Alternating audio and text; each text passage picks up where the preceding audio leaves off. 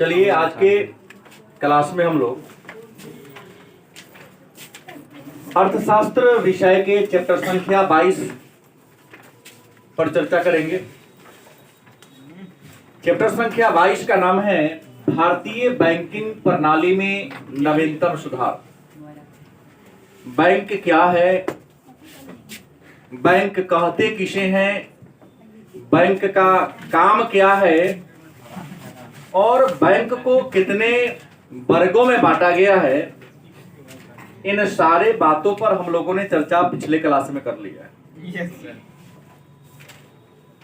तो बैंकिंग व्यवस्था का विकास हुआ तो कुछ बैंकिंग व्यवस्था में कमियां भी आ गई। एक बात याद रखेंगे, बैंक में जाकर सिफारिश करने की जरूरत नहीं है। हम है तो बैंक है, बैंक से हम नहीं, हमसे बैंक है। हो सकता है बात समझ में नहीं आई हो, एकदम सही बात है। बैंक हम पर निर्भर है, हम बैंक पर निर्भर नहीं है। क्योंकि बैंक जनता के पूंजी से चलती है, सरकार की पूंजी से नहीं। हम जो अपनी छोटी छोटी बचत को अपने बचत खाता में रखते हैं, सरकार से भी चलती तो सरकार भी तो हमारे पूंजी से चलती। हाँ सही बात है। उसी पैसा को बैंक अलग अलग क्षेत्र में इन्वेस्ट करती है, बहुत ज्यादा लाभ कमाती है और उसका एक छोटा सा हिस्सा अपने ग्राहकों में वितरित कर देती है, बांट देती है। तो बैंक आया, रियल में बैंक के जो मालिक हैं, बैंक के शेयर धारक हैं, बैंक के खाता धारक उसके रियल ओनर हैं। लेकिन प्रारंभ में तो ठीक ठाक पोजीशन था, लेकिन जैसे जैसे लोग बैंकिंग व्यवस्था से जुड़ते गए, देखा क्या गया कि एक दिन का मजदूरी, जिसको दिहाड़ी कहते हैं, दिहाड़ी को छोड़कर त्याग कर लोग बैंक में पैसा रखने जाते थे, पैसा को निकालते थे। और कई बार पैसा रखने और निकालने के क्रम में अनेक प्रकार की कठिनाइयों का शिकार होना पड़ता था। जो बैंक के कर्मी हैं, बैंक कर्मचारी हैं, उन कर्मचारियों के डांट का, फटकार का भी शिकार होना पड़ता था। आप जाओगे तो बैंक में एक लिखा हुआ शिकायत पेटी रहता है, ध्यान देंगे। यदि बैंक में किसी गए, उसके कार्य प्रणाली, सुविधा प्रणाली या अन्य किसी बात का तकलीफ हो, तो आप क्या कर सकते हो कि आप उस शिकायत पेटी में शिकायत को लिखकर के एप्लीकेशन डाल दीजिए। क्या हो जाएगा, शिकायत को दूर करने का भरसक प्रयास किया जाता है। तो आइए, बैंकिंग प्रणाली में जो कुछ कमियां आ गई थी, उस कमियों में सुधार करने के लिए 1990 के दशक में हमारे मनमोहन सिंह भारत के वित्त मंत्री थे, नरसिंह राव भारत के प्रधानमंत्री थे। उन्हीं के शासनकाल में पहली बार बैंकिंग क्षेत्र में सुधार के लिए कुछ नया नया समितियों का गठन किया गया। इसमें पहला आया नरसिंहम समिति। चूंकि नरसिंहम समिति के नाम से दो बार आया था, एक ही व्यक्ति दो बार बने थे, इसलिए हमने किया प्रथम नरसिंहम समिति। इसका गठन 1991 ईस्वी में हुआ। गोईपुड़िया समिति 1990 में आया था। दूसरी नरसिंहम समिति 1998 में आया, 97 में रिपोर्ट दिया, 98 में। बर्मा समिति 1999 ईस्वी में। 3-4 समितियों के बारे में हमको जानना है। तो सबसे पहले जानेंगे कि प्रथम नरसिंहम समिति क्या है। तो जान ले कि बैंकिंग प्रणाली में सुधार लाने के उद्देश्य से, बैंकिंग प्रणाली में सुधार लाने के उद्देश्य से या वर्तमान वित्तीय प्रणाली के संरचना और उसके अवयवों को, मानी किस बैंक के पास कितनी पूंजी है, बैंक अपनी पूंजी का किन किन रूपों में प्रयोग करता है, ग्राहक इसे कितना संतुष्ट है, क्या अपने शर्तों के अनुसार बैंक काम कर रहा है या नहीं कर रहा है, इन्हीं बातों का पता लगाने के लिए अगर कमी है तो उसी पर सुधार में सुझाव देने के लिए 1991 ईस्वी में आरबीआई के पूर्व गवर्नर, माने वह गवर्नर जो नौकरी से हट गए थे, उनका नाम था एम नरसिंहम, उन्हीं के नेतृत्व में एक 9 सदस्यों वाली समिति का गठन 14 अगस्त 1991 ईस्वी को किया गया, जिसका नाम था प्रथम नरसिंहम समिति। इस समिति ने अपना रिपोर्ट 20 नवंबर 1991 ईस्वी को भारत के फाइनेंस मिनिस्टर माननीय मनमोहन सिंह को सौंपा था। अब मन में एक प्रश्न होगा कि सर प्रथम नरसिंहम समिति का रिपोर्ट क्या था, इन्होंने अपने सिफारिश में क्या क्या बात कहा था। तो आपको बता दें, प्रथम नरसिंहम समिति जो आया था तो बैंकिंग प्रणाली में सुधार लाने के लिए अनेक सारी बातों को कहा था, अनेक सारे मुद्दे, अनेक सारे तत्वों का उल्लेख किया था, जिसमें कुछ है कि बैंक 4 स्तर का होना चाहिए। पहला बात कहा कि देश में कितने प्रकार स्तर का बैंक हो, एक अंतरराष्ट्रीय स्तर का हो। 4 में नंबर 1 में क्या हो, अंतरराष्ट्रीय स्तर का बैंक हो। दूसरा राष्ट्रीय स्तर का बैंक हो। दूसरा क्या हो, राष्ट्रीय स्तर का बैंक हो। तीसरा क्षेत्रीय बैंक हो और चौथा क्या हो, स्थानीय बैंक क्या हो। 4 प्रकार के बैंक हो, या माने ग्रामीण बैंक हो। उसके बाद जो भी बैंक है सब में थोड़ा सा प्रतिस्पर्धा की भावना जगाइए। प्रतिस्पर्धा कैसे आएगी, तो भाई सुविधा दीजिए कि जो अच्छा काम करेगा, जिससे ग्राहक संतुष्ट, उसको हम ग्रेडिंग देंगे, मतलब A+, या कुछ ना कुछ वो जो बोनस टाइप का सिस्टम हो उसको दिया जाए। तीसरा, वित्तीय क्षेत्र को स्वतंत्र छोड़ दिया जाए। बैंक पर सरकार का कोई दबदबा नहीं होना चाहिए, राजनीतिज्ञों के दबदबा इस पर, इसको स्वतंत्र छोड़ दिया जाए कि कैसे उसको काम करना है वो स्वयं करे, सरकार का कोई दबाव न हो, कहा। उसके बाद लाइसेंस प्रणाली को कहा कि समाप्त कर दिया जाए कि बैंक का शाखा खोलने के लिए क्या लेना पड़ता है, लाइसेंस लेना पड़ता है। उस लाइसेंस व्यवस्था को समाप्त कर दिया जाए कि आरबीआई के पास जाना है, हमको फलाना गांव में ब्रांच खोलना है, हमको उस गांव में ब्रांच खोलने के लिए लाइसेंस दिया जाए। कहा कि नहीं, बैंक अपने कैपेसिटी से, अपनी क्षमता और योग्यता के आधार पर जहां चाहे, गांव बड़ा है तो 1 से अधिक भी शाखा खोल सकता है, तो शाखा खोलने के लिए लाइसेंस लेने की परंपरा को खत्म कर दिया जाए।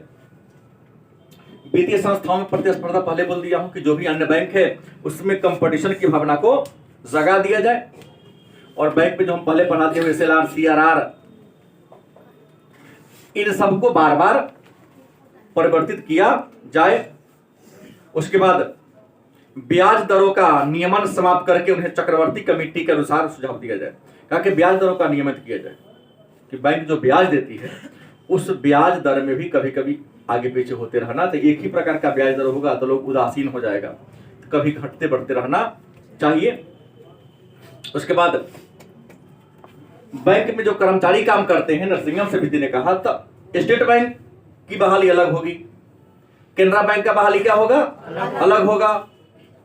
तो जिस बैंक में कर्मचारी की कमी है, हर बैंक अपने अपने तरीके से, अपने अपने अलग अलग मानदंड के आधार पर कर्मचारी को नियुक्त कर सकते हैं। उससे पहले क्या होता था कि सब एक बार में हो जाता था, जो अभी आज हो रहा है, बीच में टूट गया था। ये सारी इसकी सिफारिशें थी।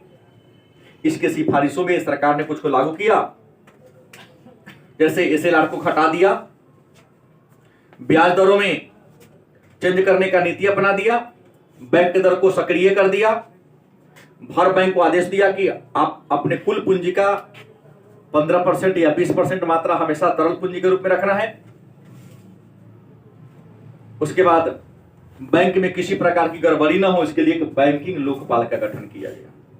याद रखेंगे, बैंकिंग लोकपाल का गठन 15 जनवरी 1995 ईस्वी को किया गया। और वर्तमान समय में भारत में बैंकिंग लोकपाल कितने हैं, तो भारत के 15 शहर में, कितने शहर में, 15 ऐसे शहर है जहां पर बैंकिंग लोकपाल है। तो मन में एक प्रश्न होगा कि सर बैंकिंग लोकपाल है क्या, क्या है, बैंकिंग लोकपाल है क्या, या ग्राहक प्रहरी क्या है। इसी बैंकिंग लोकपाल को ही हम ग्राहक प्रहरी के नाम से भी जानते हैं, कहते हैं। मतलब बैंकिंग लोकपाल क्या है या ग्राहक प्रहरी क्या है। तो हमने पहला ही लाइन चैप्टर को पढ़ाने से पहले क्या कहा कि बैंक हम पर निर्भर है, बैंक हमसे है, बैंक हमें कर्ज ना दे तो हमें ज्यादा फर्क पड़ने वाला, आम आदमी की बात बोल रहा हूं, फर्क पड़ने वाला नहीं है। लेकिन आम आदमी यदि बैंक में पैसा जमा ना करे तो बैंक कल ही ताला लगा के घर जाना पड़ेगा। गलत कि सही? तो भाई हम बैंक के ग्राहक है, बैंक में जाते हैं तो कभी इस टेबल पर तो कभी उस टेबल पर, कभी उस टेबल पर जाते हैं। चेक आया सर, फलाने बैंक का चेक आया, क्लियरेंस कब होगा, ऐसा ही वहां पूछ लीजिएगा। पूछो, देखने नहीं कि मैं क्या काम कर रहा हूं। तो इस प्रकार की बातें हो ज्यादा बोलोगे तो कहेगा बैंक है, पुलिस को बुला देंगे। साहब को नहीं बोलता देख आया था मैं समझे क्या, मैं तुम्हें डकैत लगता हूँ, तो बुला के क्या कर लेगा मेरा? मैं ग्राहक हूं, मैं देखो यहाँ का मैं खाता धारक हूं, बुला के देखो नहीं काम करोगे तो फेंका दोगे बाहर। ये बात सही है सर। सीधा कहना है कि भाई कंप्लेन लिख के शिकायत पेटी में डाल दो। महीना में खुलता नहीं, एक दिन भी खुलता है तो देखा जाता है। प्रश्न ये है कि ग्राहक प्रहरी या बैंकिंग लोकपाल क्या है? तो बैंकिंग लोकपाल ग्राहकों के शिकायत को, ग्राहक की जो शिकायत है बैंक के विरुद्ध, उस शिकायत को देख रेख करने वाली क्या एक संस्था है। क्या है? संस्था है, जो भारत के कितने शहर में है? 15 शहर में है। इसका गठन 15 जनवरी 1995 ईस्वी को प्रथम नरसिंहम समिति के रिपोर्ट के बाद किया गया और कहा कि हर जगह तो जा नहीं सकते हैं, तो हर बैंक में एक शिकायत पेटी क्या किया जाए? हर बैंक में एक शिकायत पेटी रख दिया जाए और वह टीम का हर लोग भ्रमण करेगा, शिकायत पेटी के पर्ची को निकालेगा और समाधान करने का प्रयास करेगा। अगला एनपीए क्या है? सुनते होंगे आप लोग, हिंदी में कहते हैं गैर निष्पादित परिसंपत्तियां। इंग्लिश में बताइए। नहीं, एनपीए मतलब क्या हो गया? गैर निष्पादित परिसंपत्तियां। पहले आप जान ले, बैंक कर्ज आम जनता को देती है, लेकिन याद रखेंगे बैंक सबसे ज्यादा कर्ज देती है बड़े बड़े औद्योगिक घरानों को, बिजनेसमैन। आम जनता मतलब एनपीए का मतलब वह सब बैंक की वह पूंजी, बैंक का वह रुपया जो वापस होने का चांस नहीं होता है, नहीं है, उसी रुपया को रख दिया एनपीए, गैर निष्पादित संपत्ति में रख दिया। जैसे हमें बैंक देती है पैसा, आपको बैंक देती है पैसा, तो क्या करता है कि अगर हम उसका पैसा ना देंगे तो हमारा कुर्की जब्ती कर लेगा। क्या कर लेगा? हमारे सामान को जब्त कर लेगा और उतना का बेचकर हमसे पैसा वापस ले लेगा। लेकिन जैसे ही विजय माल्या, नीरव मोदी जैसे सरकार के दलाल लोग, सत्ता खुद के दलाल वो सब है, तो मजाल है ले जाने का। गलती नहीं बोल रहा हूं, सही बोल रहा हूं। विजय माल्या, नीरव मोदी जैसे और भी कई होंगे, दो का नाम खुलासा है, बाकी का नाम खुलासा नहीं है। तीसरा का जल्दी होने वाला है। आज तक पकड़ के इंडिया में नहीं आया वो। सरकार कहती मैं बहुत बड़ा ईमानदार हूं, 3 घंटा में तो नीरव मोदी या विजय माल्या दौड़ते दौड़ते इंडिया चलाएगा। जिन देश में प्रॉपर्टी 1 सेकंड में नीलाम कर दो उसका, 1 सेकंड मुकेश अंबानी जैसे लोग हैं, हम खरीद लेंगे उसका प्रॉपर्टी, पूरा पैसा हो जाएगा। तो वो लोग जब बैंक का कर्जा ले लेते हैं, वो लोग जब बैंक का कर्जा क्या करते हैं? ले लेते हैं और देश छोड़कर फरार हो जाते हैं। अब तो बैंक का कोई औकात नहीं कि उसले कैसे हम, तो उस पूंजी को एनपीए ही क्या कहते हैं? एनपीए। उसी पूंजी को क्या कहते हैं? कि हमारी पूंजी बैठ लो वापस आने वाला, क्योंकि हमारा औकात नहीं है नहीं कि उसके संपत्ति को जब्त कर ले।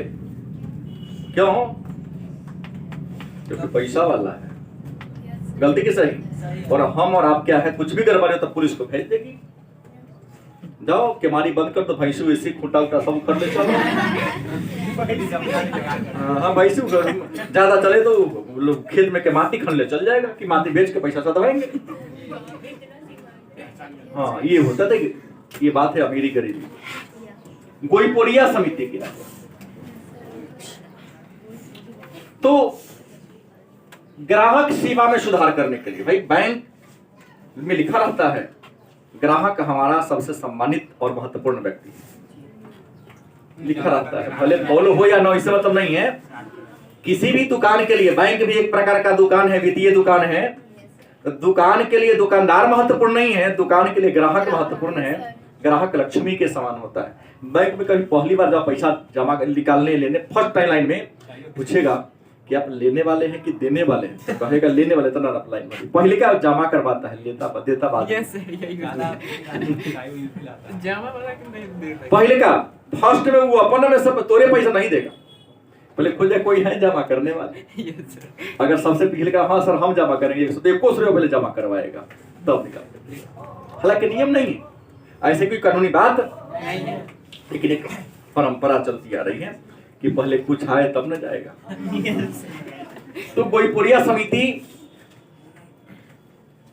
MN गोईपुरिया जो SBI के स्टेट बैंक ऑफ इंडिया के अध्यक्ष रह चुके थे, अध्यक्ष थे, इन्हीं के नेतृत्व में बैंक में ग्राहकों के सेवा में सुधार करने के लिए कि भाई ग्राहक को सुविधा कैसे मिलेगी, लिख तो दिया है बड़ी आसानी से, हम 2 मिनट आपका लेन देन पूरा कर देते हैं ना, 2 घंटे में हो जाए तो भगवान ना की कृपा है।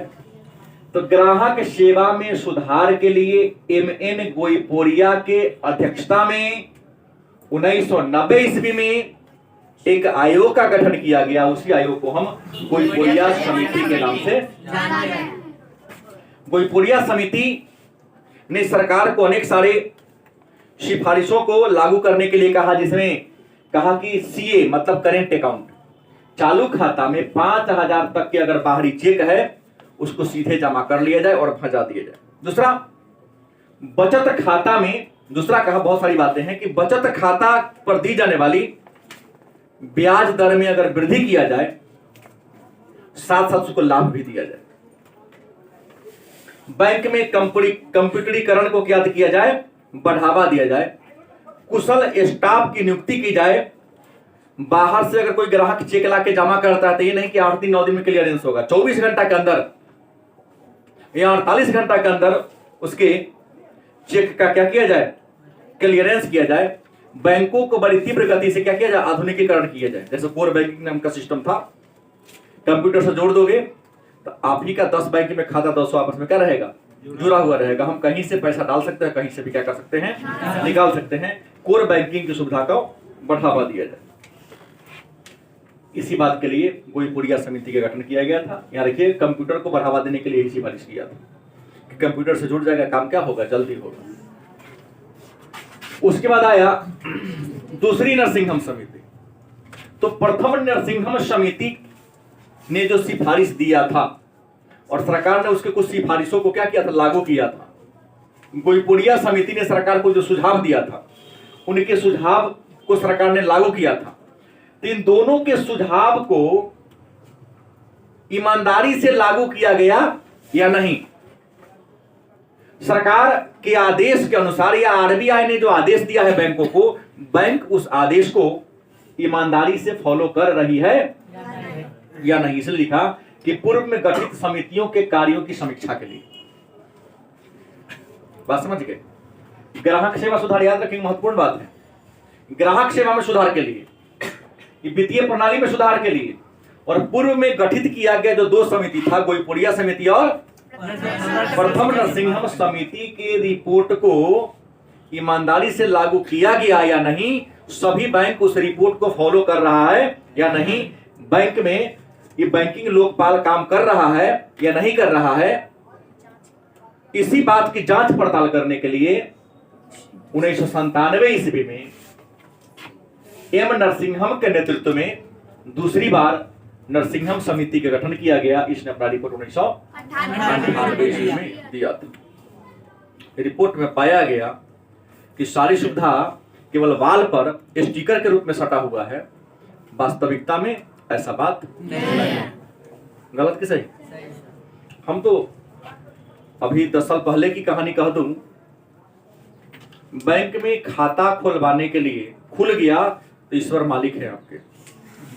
10 दिन 12 दिन दौड़ा दिया और जब लास्ट में कहेगा फॉर्मे नहीं, आज घर घर जाके खोलता है ना। ये सब समिति के रिपोर्ट का ही पढ़ना, लेकिन मेरे साथ ऐसा घटना घटा है। 3 बार 2 बार लौटा दिया, तीसरा बार नहीं फॉर्मे आई होगा, नहीं बेसी गरमाए। ये बड़ौदा की बात बोल रहा हूँ। आवेदन लिख के लेके गए थे उस दिन कि अगर आज नहीं खुलेगा, इंटर के या बीए के छात्र थे, कितना सब बोले 1 रुपया से खुलेंगे। हमारा मन की बात है, गलती के सही कोई नहीं, पैसा कह लेगा, खुलता ही नहीं था। अब तो सरकार जनधन योजना या बहुत सारी योजना है, बैंक गांव तक बढ़ रही है, खुल रहा है, लेकिन पहले पूछेंगे आप लोग अपने पिताजी से पूछेंगे, वो बताएंगे कि सही बोल रहे हैं कि बैंक में खाता खोलना दुष्कर कार्य था, खुलता ही नहीं था। लगता था कि बैंक में बैठे कर्मचारियों के खाता कर खोल देंगे तो यूं अमीर हो जाएगा, हम तो गरीब हो जाएंगे। इसलिए लोग क्या मजबूरी थी, लोगों के पास क्या थी, मजबूरी थी, खोलता ही नहीं था। 2000 के बाद की कहानी बोल रहा हूँ कि 4 बार दौड़े तो मेरा खाता खुला। वो भी बहुत ज्यादा सीरियस मुद्दा हो गया। हमने कहा कि तब सिग्नेचर करो आवेदन पत्र पर कि मेरे पास फॉर्म नहीं रहता है कभी मैं आपका खाता खोलने में सक्षम नहीं हूं, मैं आपका खाता नहीं खोलूंगा। तो कहा है तो लिखवा के क्या करेगा, मैं आरबीआई में भेज देंगे। इससे क्या होगा, तो लाइसेंस रद्द हो जाएगा। नियम में तो मैनेजर कहा क्या दिक्कत है, 4 बार से दोहरा रहा है तुम्हारा मैनेजर, देर हो गया, फिर खोलो तो आज खोलो, इस पर साइन नहीं तब खोलिए, दोनों में से एक काम होना चाहिए। मैनेजर बैठा, बैठो, पानी में ठंडा पिलाए, गर्मा बात पानी पियो, होशियार पुरुष होते हैं ना, एक खोल दो खाता। 4 दिन कही जाते किया, और आज तो घर पहुंचता है। हाँ सर, जबरदस्ती को खाता खोलिए जबरदस्ती। हमने एक से पूछा बुआ क्या खाता, सर आप खाता खोलिएगा ना, हमारा 5 रुपया बनेगा। सरकार देगी, सही बात है। जनधन योजना में हर बैंक गांव-गांव तक अपना ब्रांच खोल दिया है। अडोना का दिया है ना, कभी तो कहते हैं गांव में उसको पीसीएस कुछ कहता है उस गांव में, गांव वाला जो बैंक होता है उसका ग्रामीण जो छोटा ब्रांच होता है वो घरे घरे पहुंच जाता है। भोरे भोरे एलआईसी के एजेंट की तरह वो खाता ना खोलिएगा, वो जितना खुलेगा शायद 10 या 5 रुपए उसको मिलता है। वो पैसा जमा करने जाओगे फिर भी 1 रुपया लेता है, 2 रुपया निकालने जाओगे फिर भी, अब बैंक उसको कुछ ना कुछ कमीशन देती है। और बर्मा समिति क्या है, तो सरकारी क्षेत्र के कमजोर बैंकों के पुनर्जीवन, माने सरकारी जो बैंक गड़बड़ा गया है, दिवालिया होने के कगार पर है, ग्राहक जाता है 2 घंटा लाइन में लगा, अब आएगा पैसा तब ना आपको देंगे। हम देखा हूँ सीतामढ़ी में कुछ ऐसे बैंक जिसको मैं देखा हूँ, ग्राहक लाइन में खड़े हैं, पैसा नहीं कि ग्राहक को दे। इसमें एक हम अपने मैं भुक्तभोगी हूं। मैं गया था सीतामढ़ी सेंट्रल मार्केट, जहां जो सेलिब्रेशन दुकान चालू है, एक बैंक हुआ करता था बहुत पहले, द सीतामढ़ी कोऑपरेटिव बैंक। तो उस बैंक में 10-12 ग्राहक थे, पैसा लेकर लाइन में लगे थे, हो तबीयत खराब है दीजिए, तो वो बेचारा क्या कहे, अच्छा आ रहा है पैसा, रियल में बैंक में पैसा ही नहीं था, वो बंद हो गया, कहीं अन्य जगह चला गया। तो एक आदमी जिनको शादी होने वाला था, तो बैठा के चल हमको, हम बच्चे थे, ले गए, दहेज वाला पैसा 2 लाख रुपया था, उनको जमा करना था। हमको याद है पहला बार बैंक में जब घुसे तो नाश्तों की कराया, कैसे क्या है, तो पैसा जमा करना है, नाश्ता भी कराया, ठंडा भी पिलाया, अब बड़ी मिठाई बड़ी स्वागत किया। हमने उनसे पूछा कि भाई साहब ऐसा काहे करा है, बैंक वाला तो ये करता नहीं है। तो कहा माथा छिल रहा है, इसके ग्राहक सब पैसा लेके आए हैं ना, देकर मैनेजर के माथा के बोझ क्या हुआ, ठंडाया, अब इसी पैसा सबको देकर संतुष्ट करेगा। तो हम लोगों को स्वागत किया है पैसा जमा करने वाले। पहला बार किसी बैंक वाले ने चाय नाश्ता कराया, ठंडा हुआ पिलाया, बड़ा पसंद था कि आप जैसे ग्राहक हमेशा आते रहे। तो सरकारी क्षेत्र का जो बैंक कमजोर हो गया, उसी बैंक का पुनः जिंदा करने के लिए, उसके पुनः संरचना करने के लिए आरबीआई के जो पूर्व गवर्नर रह चुके अध्यक्ष रह चुके थे वर्मा के नेतृत्व में 1999 ईस्वी में एक आयोग का गठन किया गया था। उसी को हम एमएस वर्मा समिति के नाम से जानते हैं। और इसी ने एमएस है कि एमसी है, एमएस वर्मा,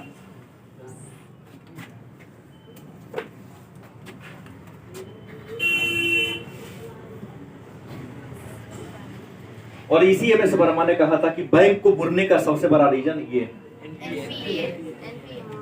जनता जो कर्ज लेती है ना, कहा कि इसको सुधार कीजिए, कोई बैंक नहीं पूरे इंडिया। इसमें गारंटर नहीं बनता है कोई। गारंटर क्या बनेगा, घूस लेके गारंटर। अगर 4,000 करोड़ लेना है तो कहा कि 100 करोड़ 50 करोड़ रुपया बैंक मैनेजर को दे दिया। गारंटर की क्या जरूरत? गारंटर तो यहाँ पैसा के कमीशन पर बनता है। जैसे तुमको बनाना है, हो गया, इसको बंद कर दीजिए। क्या बोलते हैं इसको? किसानों को केसीसी मिलता है, 5,000 10,000 रुपया लेता है, केसीसी बनाता है बिना प्रॉपर्टी वाले को।